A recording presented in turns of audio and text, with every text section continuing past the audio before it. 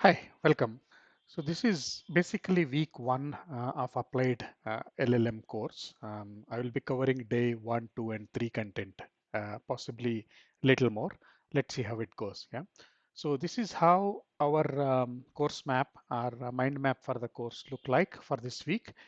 We have potentially 10 parts, starting with a gentle introduction to AI, Gen AI, and LLM, and then some sort of history and timelines. And then we get into the capabilities and limitations of LLM, essentially.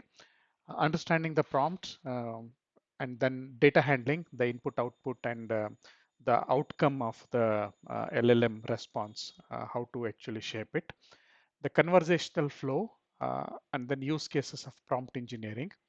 And we'll also look at the iterative prompting and how to improve the clarity of the prompt. And then finally handling the failures and user experiences. Yeah. And then as a final part, we'll be talking about preparing the code, or preparing your development environment for the next week. Because next week onwards, it's all going to be more of a program-based approach. Yeah. So in the next video, we will quickly talk about these three portions: gentle introduction, history timeline, and the capabilities.